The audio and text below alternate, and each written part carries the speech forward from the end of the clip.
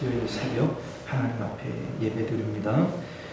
은혜로우신 우리 주 하나님, 오늘도 우리를 주님 품으로 불러주시고 예배케 하시오니 전심으로 하나님을 사모하게 하시고 또 주님 앞에 예배하는 저희들 되게 하여 주옵소서. 여호와를 앙모하는 자들에게 새 힘을 허락하여 주시려노라 약속하여 주셨사오니 오늘도 전심으로 주님을 사랑하는 자들 가운데 새 힘을 허락하여 주옵소서. 거룩하신 우리 주 예수님 이름으로 간절히 기도드리옵나이다. 아멘. 우리 사도신경 고백드립니다. 전능하사 천지를 만드신 하나님 아버지를 내가 믿사오며 그 외아들 우리 주 예수 그리스도를 믿사오니 이는 성령으로 잉태하사 동정녀 마리아에게 나시고 본디오 빌라도에게 고난을 받으사 십자가에 못 박혀 죽으시고 장사한 지 사흘 만에 죽은 자 가운데서 다시 살아나시며 하늘에 오르사 전능하신 하나님 우편에 앉아 계시다가 저리로서 산 자와 죽은 자를 심판하러 오시리라. 성령을 믿사오며 거룩한 공예와 성도가 서로 교통하는 것과 죄를 사하여 주시는 것과 몸이 다시 사는 것과 영원히 사는 것을 믿사옵나이다. 아멘. 우리 찬송가 436장 함께 찬송하겠습니다. 찬송가 436장 나 이제 주님의 새 생명 얻은 몸 함께 찬송합니다. 찬송가 436장입니다. 나 이제 주님의 새 생명 얻은 몸 옛 것은 지나고 새 사람이로다. 그 생명 내 맘에 강같이 흐르고 그 사랑 내게서 해같이 빛난다. 영생을 누리며 주 안에 살리라. 오늘도 내일도 주 함께 살리라. 주 안에 감추인 새 생명 얻으니 이전에 좋던 것 이제는 값없다. 하늘의 은혜와 평화를 맛보니 찬송과 기도로 주 함께 살리라. 영생을 누리며 주 안에 살리라. 오늘도 내일도 주 함께 살리라. 산천도 초목도 새 것이 되었고 죄인도 원수도 친구로 변한다. 새 생명 얻은 자 영생을 누리니 주님을 모신 맘 새 하늘이로다. 영생을 누리며 주 안에 살리라. 오늘도 내일도 주 함께 살리라. 주 따라가는 길 험하고 멀어도 찬송을 부르며 뒤따라가리라. 나 주를 모시고 영원히 살리라. 날마다 섬기며 주 함께 살리라. 영생을 누리며 주 안에 살리라. 오늘도 내일도 주 함께 살리라. 할렐루야. 자, 하나님 말씀 봅니다. 요한복음 19장 23절부터 27절까지 말씀 함께 보도록 하겠습니다. 23절부터 27절까지입니다. 군인들이 예수를 십자가에 못 박고 그 옷을 취하여 네 깃에 나눠 각각 한 깃을 얻고 속옷도 취하니 이 속옷은 호지 아니하고 위에서부터 통으로 짠 것이라.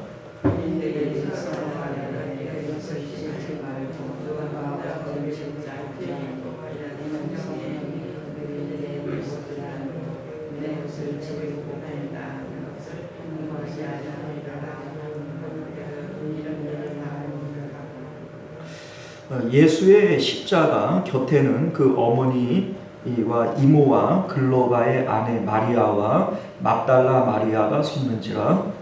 예수께서 자기의 어머니와 사랑하시는 자가 사회에서 보시고 자기 자녀에게 말씀하시되 여자여 소서는 하시고. 함께 있습니다. 또 그 제자에게 이르시되 보라 내 어머니라 하신대 그때부터 그 제자가 자기 집에 오시니라. 아멘. 기도하겠습니다. 은혜로우시고 자비로우신 우리 하나님, 오늘도 주님의 말씀을 통하여 우리에게 주시는 하나님의 깊으신 뜻을 깨닫는 은혜가 있게 하여 주옵소서. 진리의 말씀으로 우리를 가르치시고 또 이 진리 가운데 우리들 살아가도록 은혜 베풀어 주옵소서. 예수님 이름으로 기도드리옵나이다. 아멘. 자, 오늘 우리는 함께 읽은 본문의 말씀을 중심으로 거듭남의 자아의식이라고 하는 제목으로 하나님 말씀 나누도록 하겠습니다. 거듭남의 자아의식. 오늘 본문은 예수님께서 십자가에 달리시는 과정과 그 후에 있었던 일들에 대해서 우리에게 소개해 주고 있습니다. 예수님께서 십자가상 위에서 하신 말씀과 행동, 그리고 그때에 있었던 일들은 하나하나가 매우 중요한 영적인 의미들을 담고 있습니다. 오늘 본문에는 두 가지 사건을 소개하고 있는데, 첫 번째는 예수님의 옷을 군병들이 나누었다라고 하는 것이고, 또 하나는 예수님께서 요한을 어머니 마리아에게 양자로서 맺어주셨다라고 하는 내용이 소개가 되어지고 있습니다. 자, 먼저 23절 이하의 내용을 보면 군병들이 예수님의 옷을 속옷까지 나누어 가지는 이러한 내용이 나와 있는데, 이 내용은 마태복음과 마가복음에도 동일하게 소개가 되어져 있습니다. 자, 군인들이 예수님의 옷과 또 속옷을 찢지 않고 제비 뽑아 나누어 가진 이 사건은 구약 성경에 나와 있는 예언이 이루어진 것이다. 이렇게 지금 밝히고 있어요. 이 말씀은 예언되어졌다, 또 그 예언이 성취되어졌다라고 하는 것은 이 사건 자체가 특별히 우리에게 영적인 의미를 가지고 있다라고 하는 내용과 같은 얘기입니다. 왜냐하면 하나님께서 예언하시고 성취하시는 것은 아무런 의미 없이 하는 일이 아닙니다. 이 사건이 우리에게 주시는 영적인 메시지가 있다라고 하는 것을 우리가 알아야 되는 것이죠. 먼저 옷을 네 깃에 나누어서 이제 군병들이 네 깃으로 나누어 가졌다라고 하는 것은 지금 군병이 4명이 한 조이다라고 하는 것을 우리에게 말하고 있는 것이고, 뭐 겉옷이 있고, 뭐 두건이 있고, 허리띠가 있고, 샌들이 있고, 뭐 이러한 여러 가지 입고 있는 것들이 있으니까 이것들을 하나씩 4명이서 나누어 가지는 거예요. 그리고 속옷이 있는데 이 속옷은 통으로 짠 것이기 때문에 이거 남은 하나를 쪼개게 되어지면 너도 못 입고 나도 못 입고 뭐 이렇게 돼버리니까 이거는 제비 뽑아서 온전히 한 사람이 가지자, 이렇게 해서 나눠 가졌다라고 하는 것을 얘기하고 있죠. 자, 그런데 이 사건이 주는 영적 메시지가 무엇인가? 예수님의 죽으심을 통해서 이 땅의 모든 죄인들이 그 죄와 허물들을 가리움을 받은 것이다 라고 하는 것을 언급하고 있는 겁니다. 우리 이제 갈라디아서 3장 27절 말씀을 보면 이 사건에 대해서 누구든지 그리스도와 합하기 위하여 세례를 받은 자는 그리스도로 옷 입었느니라 이렇게 말씀하고 있습니다. 예수님으로 옷 입은 자들은 더 이상 수치를 당하지 않는 겁니다. 하나님께서 아담과 하와가 범죄하고 우리가 벗었으므로 두려워하여 숨었습니다 라고 얘기를 할 때 짐승을 잡아서 가죽옷을 해 입히시는 것을 보게 되어집니다. 부끄러움으로 두려워하여 숨은 자들을 위해서 희생을 통하여 가죽옷을 제공하시는 것, 이것이 바로 예수 그리스도의 예표일 뿐만 아니라 오늘 사건의 상징적 의미가 되어지는 것이죠. 자, 그런데 여기 특별히 속옷을 나누지 않고 한 사람이 온전히 소유하게 되었다라고 하는 것에도 특별한 영적 의미를 담을 수가 있습니다. 그게 무슨 얘기냐면 네 사람이 나누어 가진다고 해서 4분의 1로 나누어지는 게 아닙니다. 다시 말해서 예수 그리스도의 의, 예수님을 우리가 옷 입게 되어질 때 예수님을 우리가 나누어 가질 수도 없을 뿐만 아니라 나누었다고 손치더라도 예수님의 이 은혜, 예수님의 능력이 4분의 1이 되어지는 게 아니라는 거예요. 예수님은 한 사람 한 사람에게 개인적으로 나와 교제하시고 인격적으로 나와 연합하시고 예수님의 그 구속의 은혜도 나에게 온전히 하나로서 주어지는 거예요. 그것을 우리에게 의미하고 있는 것이 이 온전한 이 속옷을 한 사람이 가졌다라고 하는 것이 우리에게 주는 영적인 의미가 되어지는 것이죠. 로마서 13장 14절 말씀을 보면 그리스도로 옷 입은 자들에게 이제 우리가 해야 할 일들이 무엇인가 라고 하는 것에 대해서 육체의 정욕을 벗는 일이다 이렇게 우리에게 말씀합니다. 오직 주 예수 그리스도로 옷 입고 정욕을 위하여 육신의 일을 도모하지 말라. 예수 그리스도로 옷 입은 자들은 이제 새로운 피조물이 되어진 것이기 때문에 더 이상 육체의 일을 도모하지 말라. 이렇게 말씀하고 있는 것을 보게 되어집니다. 예수 그리스도로 옷 입는다, 예수님과 연합한다 라고 하는 것은 내 육체는 죽는 것이고 그래서 더 이상 육체의 일은 도모하지 않는 것이고 이제 우리는 새로운 피조물로서 내 안에 그리스도가 사시는 것처럼 사는 것이다 라고 하는 것을 성경이 말씀하고 있음을 믿으실 수 있기를 바랍니다. 자, 또 한 가지 요한복음이 우리에게 말씀하고 있는 것은 사랑하는 제자, 이 이제 요한을 얘기하는 거예요. 이 요한에게 어머니 마리아를 이제 그 어머니로 모실 수 있도록 양자로 제공하는 이러한 내용을 이제 성경이 담고 있습니다. 이제 이 내용들이 마태복음이나 마가복음에서는 예수님의 어머니 마리아가 있었다라고 하는 내용을 언급하지 않아요. 그냥 여기 본문에 나오는 그 이모 또 글로바의 아내 막달라 마리아 이러한 3명의 여자들이 있었다라고 하는 것만 언급하지 그 어머니가 있었다라고 하는 것은 요한복음만이 기록을 하고 있는 특수한 내용이 되어집니다. 이렇게 얘기하는 이유가 어디 있는가? 사실 요한복음이 가장 나중에 기록이 되어졌기 때문에 앞에 나오는 뭐 다른 내용들을 사실 중복해서 언급할 필요도 없었을 뿐만 아니라 예수님의 제자들 가운데 예수님의 임종을 지킨 제자는 요한 한 사람밖에 없습니다. 나머지는 다 도망갔죠. 그러니까 요한만이 그 십자가 아래에서 있었던 사실들을 가장 정확하고 또 디테일하게 알 수밖에 없는 겁니다.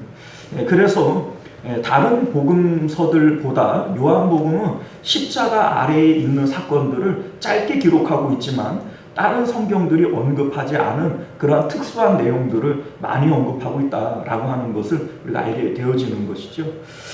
그런데 사실 이 사건은 좀처럼 이해하기가 쉬운 사건이 아닙니다. 우리가 이제 뭐 그런가 보다 하고 들으면 그만이지만 이 사건이 가지고 있는 영적인 의미가 무엇인가를 우리가 깊이 생각을 해보면 이 사건은 그렇게 단순한 사건이 아니라는 겁니다.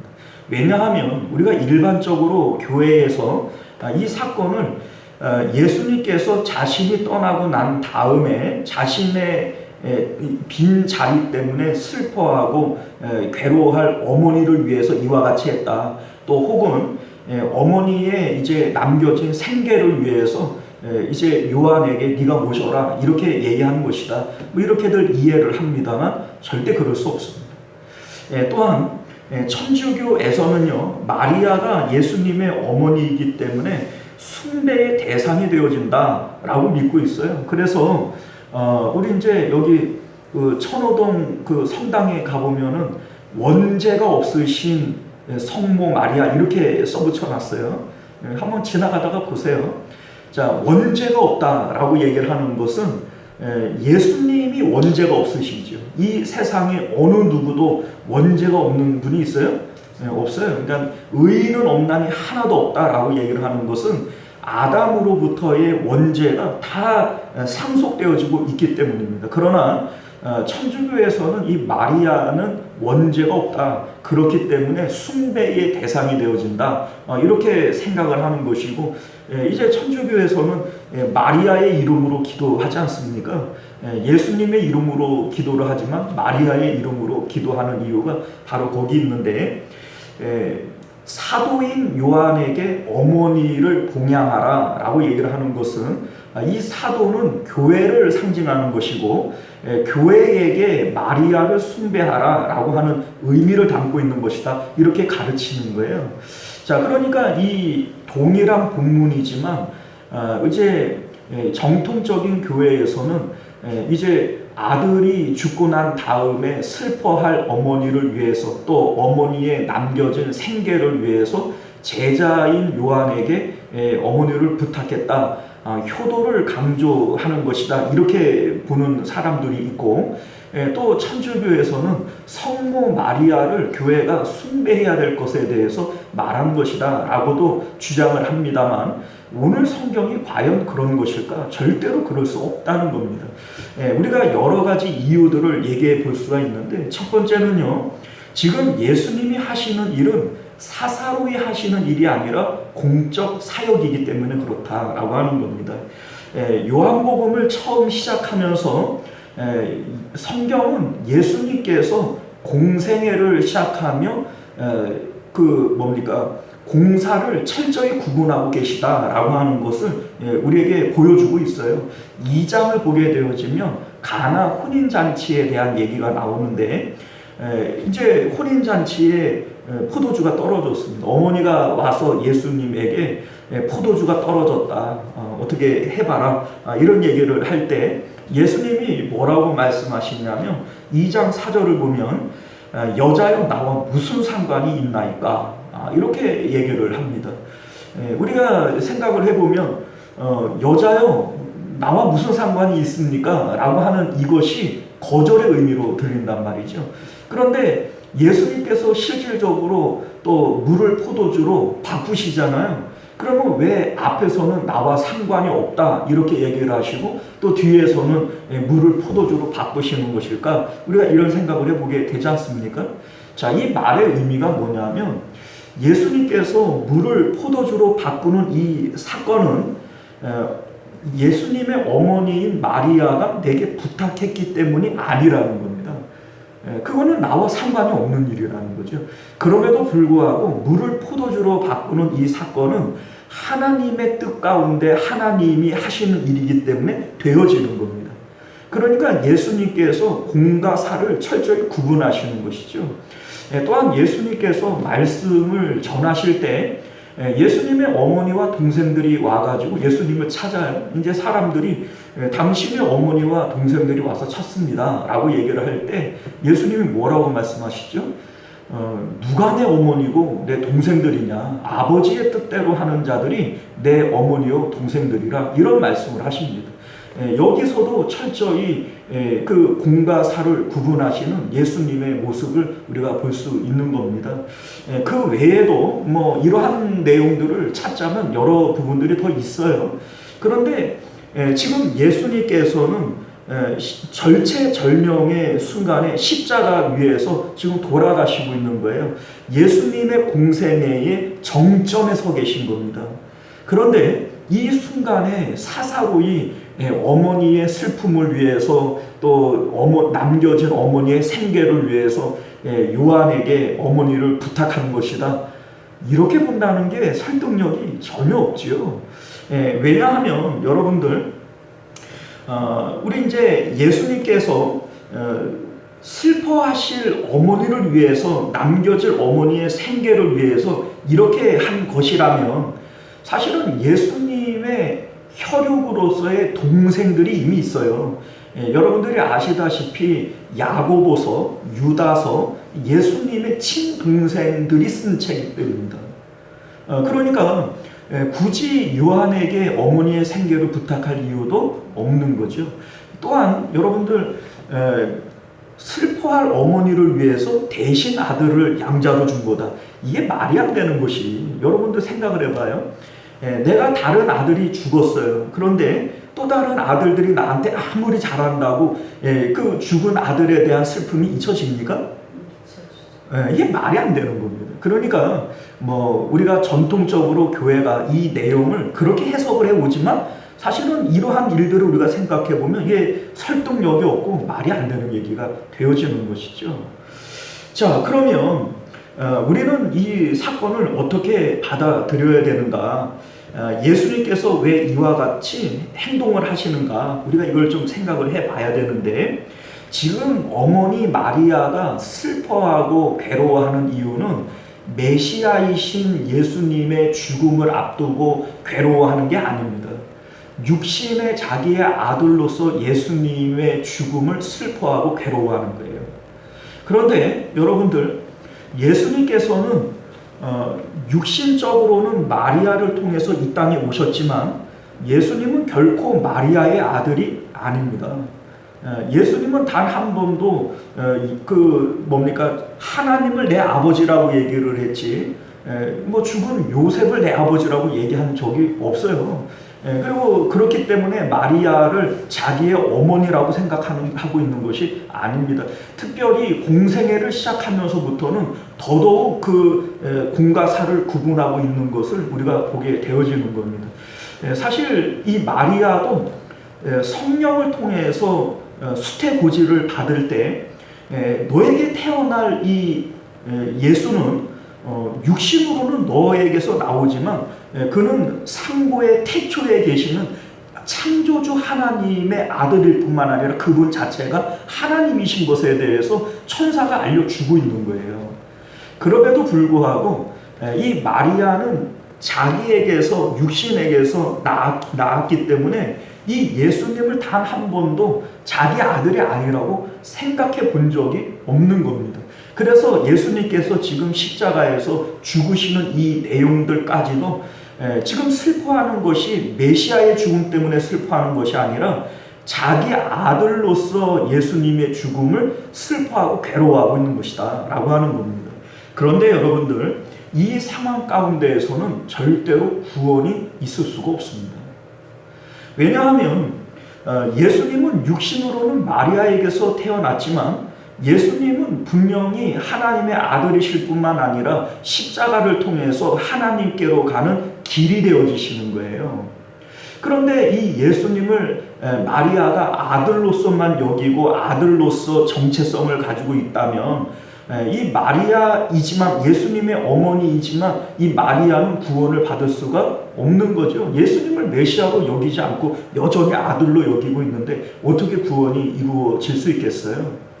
그래서 예수님께서는 지금 마리아의 마음 가운데 있는 이 아들이라고 하는 자리를 비워내시고 요한으로서 그 자리를 끼워 넣으시는 겁니다.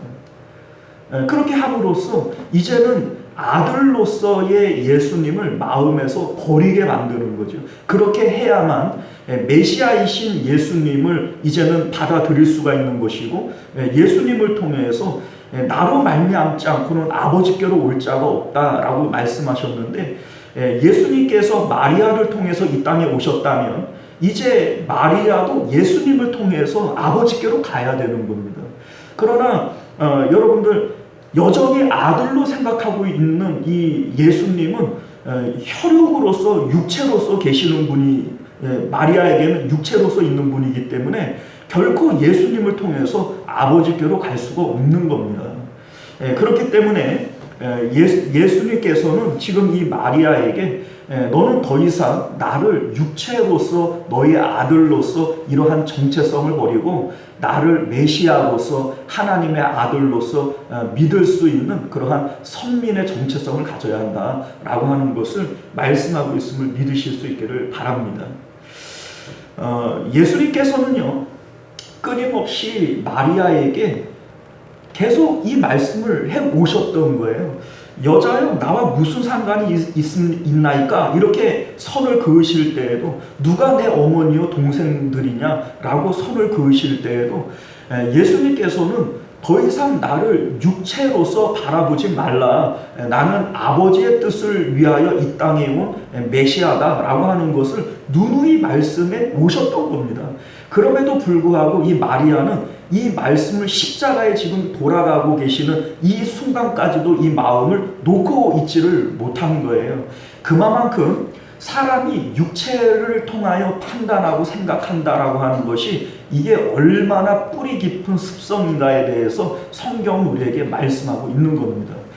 요한복음 8장 15절 말씀을 보면 너희는 육체를 따라 판단하나 나는 아무것도 판단하지 않는다. 예수님께서 말씀하실 때 사람들은 끊임없이 육체를 통하여 판단하는 존재라는 겁니다. 우리도 이 사실을 알고 있죠. 살리는 것은 영이니 육은 무익하니라. 내가 말하는 것은 영생에 대한 것이고 생명에 대한 것이다. 예수님 말씀하실 때 우리도 이 내용에 대해서는 아멘합니다. 우리가 이거 모르는 거 아니에요. 그럼에도 불구하고 우리는 끊임없이 오늘도 육체를 통해서 판단하고 생각하며 살아간다는 거예요. 이게 우리가 가지고 있는 비애입니다, 여러분들. 마리아도 자신이 성령을 통하여 이 예수님을 잉태했고 천사가 와서 네가 이 아들을 낳지만 이것은 네 아들이 아니다. 성령으로 잉태한 것이고 태초에 하나님으로부터 상고로부터 온 것이다. 이 얘기를 듣고 예수님을 낳은 것이고 또 예수님이 공생애를 시작하면서 여자여 나와 무슨 상관이 있습니까? 누가 내 어머니냐? 이런 얘기를 하시면서 철저히 선을 그음에도 불구하고 그 마음에서 자기 아들이라고 하는 생각을 버리지는 못하는 거예요. 그러니까 육체로 판단하는 것이 이게 뿌리 깊은 우리의 습성이라 이걸 못 버리는 거예요. 오늘날 우리는 아닙니까? 우리도 마찬가지예요. 살리는 것은 영이니 영이 중요한 것을 알고 우리가 중요한 것이 육적으로보다는 영적으로 중요하다는 거 분명히 아는데 이게 되나요? 안 돼요. 진짜 이게 안 되는 거예요. 말은 그렇게 하고 생각은 분명히 아는데 살아갈 때 기도할 때 우리가 신앙생활할 때에는 철저히 우리는 또 육체로 돌아가 버리는 이러한 모습들을 마리아의 모습을 통하여 우리 모습들을 발견하게 되어지는 것이죠. 그러나 성경은 우리에게 분명히 말씀하시기를 예수 그리스도를 믿는다라고 하는 것 자체가 십자가에서 주님과 함께 내가 죽었음을 고백하는 것이고 이제 내 육체는 어떻게 된 거예요? 죽은 거예요. 그리고 나는 영으로서 다시 사는 겁니다. 그렇기 때문에 새로운 피조물이라 새 것이 되었도다 이렇게 얘기를 한다는 겁니다. 로마서 8장 13절 이하의 내용을 보면 너희가 육체로 살면 반드시 죽을 것이로되 영으로서 몸의 행실을 죽이면 살리니 무릇 하나님의 영으로 인도함을 받는 사람은 곧 하나님의 아들이라 이런 얘기를 합니다.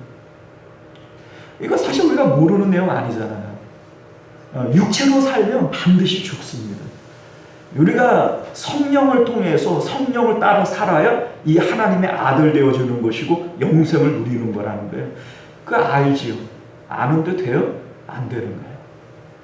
마리아가 그런 거예요. 지금 마리아가 예수님 분명히 성령을 통해서 알았고 예수님이 선을 그음으로 알았는데도 이게 안 되니까 예수님이 십자가에 못 박히는 이 순간까지도 이게 내 아들인데 내 자식인데 그 마음으로 이걸 놓지 못하고 붙들고 있다는 거죠. 그러면 마리아에게는 구원이 없는 겁니다. 왜요? 육신으로서 아들 예수를 통하여 구원받는 것이 아니에요. 하나님의 아들이신 나의 구원자이신 예수님을 붙들 때 구원받는 겁니다. 그러니까 예수님께서 이 순간에 마리아에게 바른 선민의 정체성을 심어주시기 위해서 이와 같이 하시는 것이다 라고 하는 것을 여러분들 분명히 아실 수 있기를 바라요. 오늘날 우리들에게도 역시 마찬가지입니다. 예수님을 통해서 육체인 나는 죽고 영으로서 그리스도와 함께 내가 다시 살았음을 고백하지 못하고 인정하지 못하고 이것을 우리가 날마다 가지고 이러한 정체성을 가지고 살지 못하면 그 안에는 구원 없는 겁니다. 그래서 예수님께서 날마다 자기를 부인하고 자기 십자가를 지고 나 따라와야 된다 이렇게 말씀하시는 것을 믿으실 수 있기를 바라요. 안 되지요. 안 되니까 날마다인 거예요. 안 되니까 우리가 오늘도 나는 주님과 함께 죽었고 세상에 대해서 육체에 대해서 나는 죽은 존재입니다. 날마다 부인하고 날마다 자기 십자가를 지고 주님 쪽을 바라보는 것이 이것이 신앙생활이요 믿음인 것을 믿으실 수 있기를 바랍니다. 우리가 오늘 선민으로서 바른 정체성을 가질 수 있는 그러한 저와 여러분들이 되시기를 주님 이름으로 축원드립니다. 기도하겠습니다. 은혜로우시고 자비로우신 우리 주 하나님 감사합니다. 오늘도 우리에게 주시는 하나님의 귀한 말씀을 통해서 하나님의 자녀들이 가질 수 있는 바른 자아의식들이 오늘 우리 마음 가운데 있게 하여 주옵소서. 사람들은 육체를 따라 판단하나 예수님은 그렇지 아니하다 말씀하십니다. 우리 하나님 마리아도 분명히 예수님께서 하나님의 아들이시고 비록 자신의 육체를 통하여 이 땅에 오셨지만 자신의 아들이 아니라 하나님이신 것을 하나님의 아들이신 것을 분명히 알고 있음에도 불구하고 끝끝내 육체를 통하여 자기의 아들됨을 마음에서 놓지 못하게 되어질 때 예수님께서 오늘 이러한 사건을 우리에게 보여주시는 줄 믿습니다. 우리 하나님 육체로 판단하지 않고 이제는 육체의 정욕을 버리고 세상에 대하여는 내가 죽고 예수님과 다시 사는 새로운 피조물의 이러한 자아의식을 가질 수 있는 저희들 되게 하여 주옵소서. 거룩하신 우리 주 예수님 이름으로 간절히 기도드리옵나이다. 아멘. 주기도문으로 예배를 마치겠습니다. 하늘에 계신 우리 아버지여 이름이 거룩히 여김을 받으시오며 나라가 임하시오며 뜻이 하늘에서 이룬 것 같이 땅에서도 이루어지이다. 오늘 우리에게 용할 양식을 주시옵고 우리가 우리에게 죄 지은 자를 사하여 준 것 같이 우리 죄를 사하여 주시옵고 우리를 시험에 들게 하지 마시옵고 다만 악에서 구하시옵소서. 나라와 권세와 영광이 아버지께 영원히 있사옵나이다. 아멘.